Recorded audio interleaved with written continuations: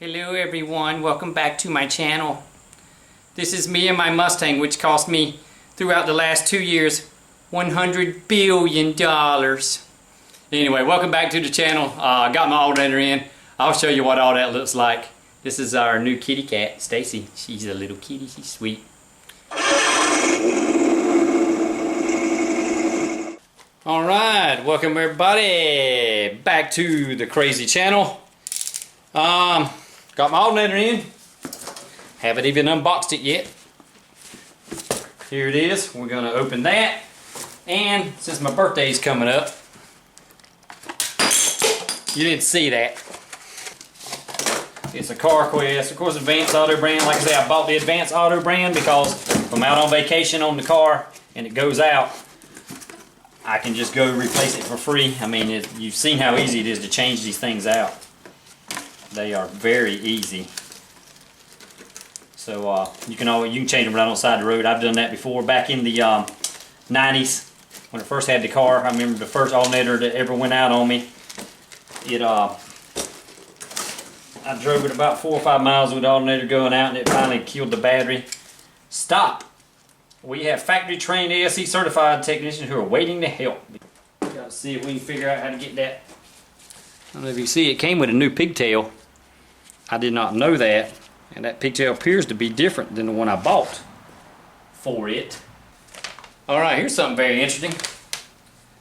It says a one plug on the vehicle can cause a meltdown. I agree, that's what happened. Or even a vehicle fire. Almost happened.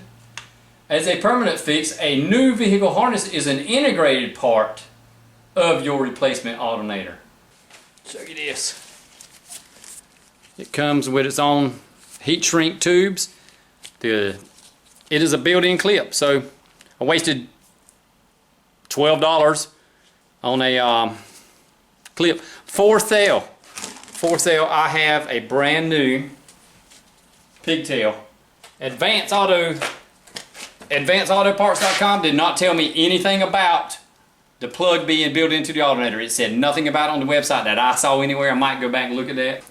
So here's your basic how-to video in case you're a newbie. I will put the outside wire and the outside wire. I'm going to put a little piece of yellow on that one. Or just know that my outside wire goes to the one with the yellow tape on the car. Ratchet power. But these things are really hard to crimp, so I'm having to crimp really hard, and I'm going to solder the wires in. 12-1-1, and that's with the wires connected on the new pigtail, so that it doesn't seem that anything's melted up in the firewall. Doesn't seem like any breakers, or not breakers, fuses, anything like that's bad. So we're going to get that battery wire back over there out of the way. That's the good news. Got no back feed. Nothing's melted other than the old pigtail that melted. And like I said, that's the good news, built-in pigtail. Since my crimper is not as strong as these vice grips will be, I'm going to use the vice grips to crimp that.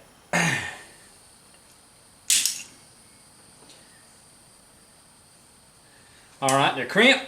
Then the instructions say to solder them also.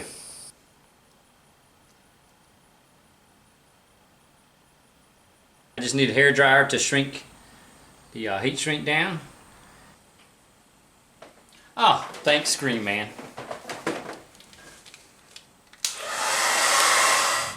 Alright, now that the heat shrinking is done, I'm going to put the belt on. Now we're going to crank it up and see if the alternator's charging. It should be up there in the 13 to 14 range. Get all my tools off of here.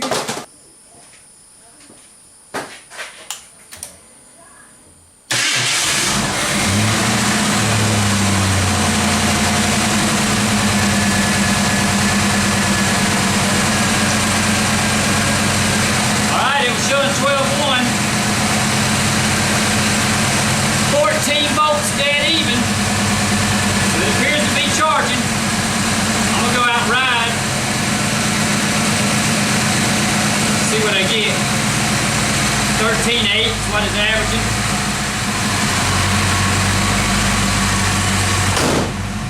Alright, I'm just riding around now checking. Like I said, I don't even know if my voltage meter works or not. It ain't moving. It's just sitting there. But I'm gonna show y'all something here in a minute. A project I might do.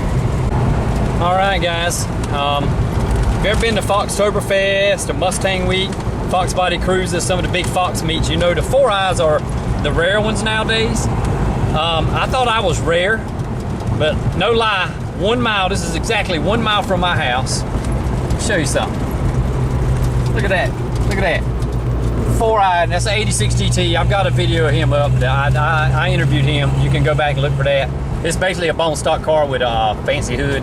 But I want to show you something crazy. 1.1 mile from my house is another yellow 4-eye. It's either 85 or 86. There's no third brake light on it on the outside to tell me. But that's a roller car. He says he might have a crate motor in that car. I'm thinking about buying that car. It ain't for sale, but I'm gonna try and offer him something and see if he'll sell me that car. But I mean, look at that big old nasty hood on that thing. It's already got a 5-lug conversion on it, which whoop-de-doo. You know, there's a lot of people make a big deal about those. I know it increases your rim choices, but oh well. But I'm gonna talk to that guy one day. I'm gonna catch him home and I'm gonna make an offer on that car because I want to build me a little race car, something to play with on the side. Because my convertible's my baby. I don't do a whole lot with it, but I mean, that right there be a nice little project car. I already got the hood, plenty of room to go up. Now we just got to make it go fast. But what do y'all think that car right there is worth? It's a drag car. It's not going to be a street car. I might put tags on it enough, you know, to get it to the drag strip. But put in the comments what you guys think that car is worth. Alrighty, I drove around for about 10 minutes, made a couple passes, playing around. This is with nothing on. Let's see what this thing's charging to. 13.3 on the wires. It appears to be working. We're gonna call it a day. See if it bleeds down, if I got some kind of phantom drain on my battery or something I don't know about that might have caused the other one to go bad, or it might just been the other one went bad and that's what killed the battery. But I'm gonna let it sit overnight with the cables on and we'll see. Right now sitting with the cables off, that battery's showing 12.4. It's not showing it's not showing anything draining down, so it's holding pretty much a 12.47. So we're gonna check it tomorrow, see what it looks like. Okay, and that is a wrap up of this. Hopefully we all learned something. Hopefully that thing is charging correctly. Hopefully there's not a phantom leak, some kind of phantom drain on my system. I'm gonna crank it again tomorrow, find out, but I'll let you know in my next video. I'm gonna tackle those windows, those rear quarter windows for this convertible. Yeesh. Enough jibber jabber. Thanks for watching.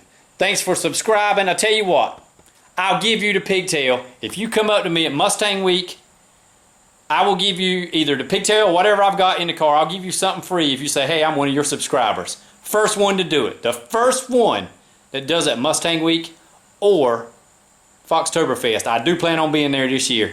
Comes up to me, says, hey, I'm one of your subscribers, and you can tell me your subscriber name or whatever. I'll give you that pigtail. I'll give you something. It might be more than that, something you can use. Anyway, appreciate it, guys. Thank you for watching. Hopefully I don't ramble too much. I try and edit out most of the rambling, but this is my car. This is my story. I'm just trying to do the best I can with what I've got. God bless y'all. Peace.